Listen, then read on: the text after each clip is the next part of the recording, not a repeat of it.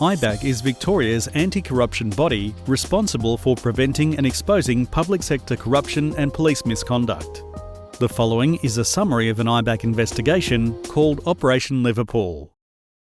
In December 2014, IBAC received a notification regarding allegations of corrupt conduct by Mr. Adam Hardinge, a former construction manager at Bendigo Health.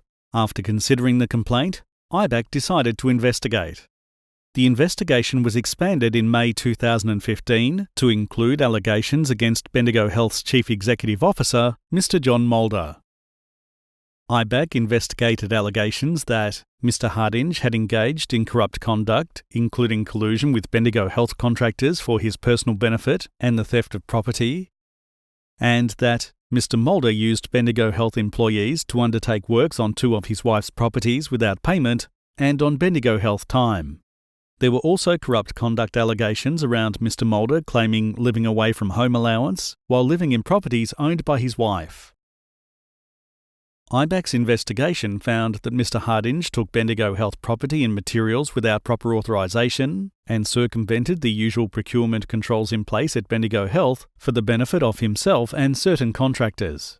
This included using Bendigo Health materials in renovations to his private residence, selling a $70,000 electrical transformer that was the property of Bendigo Health to a contractor without proper authorisation, and arranging for more than $21,000 to be paid into his personal trust account, being the proceeds of scrap from the enabling works associated with the new hospital.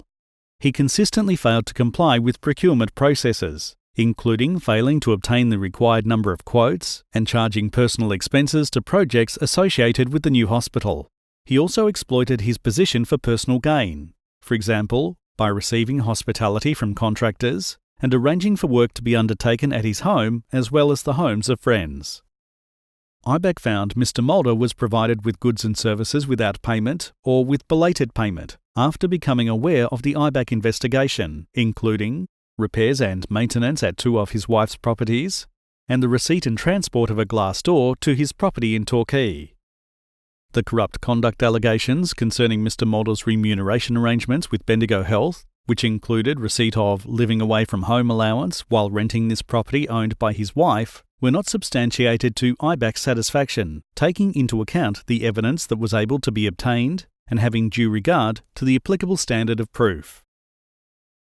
Mr. Hardinge was charged and subsequently pleaded guilty to 7 charges of theft, 1 charge of obtaining property by deception, and 1 charge of attempting to obtain financial advantage by deception.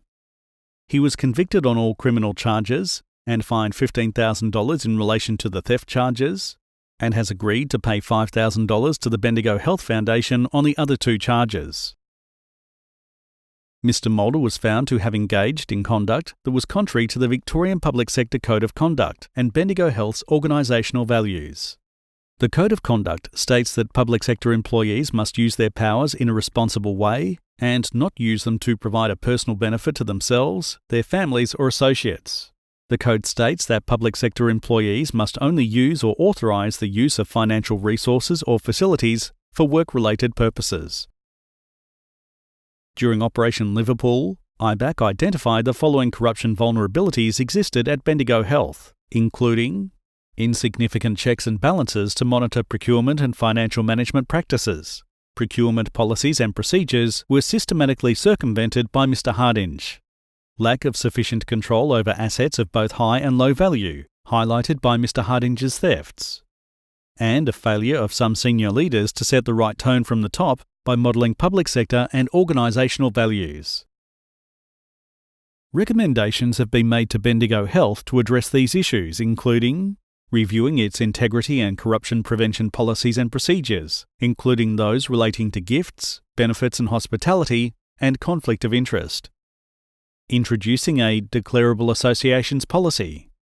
Reviewing its policies, procedures and practices in procurement, asset management, and information security. And increasing training to staff that addresses corruption risks and ethical dilemmas. IBAC has also recommended that the Department of Health and Human Services consider the issues raised in Operation Liverpool and whether similar vulnerabilities could exist in other Victorian health services. Both Bendigo Health and the department are to report to IBAC by 30 September 2017 on steps taken to address the recommendations.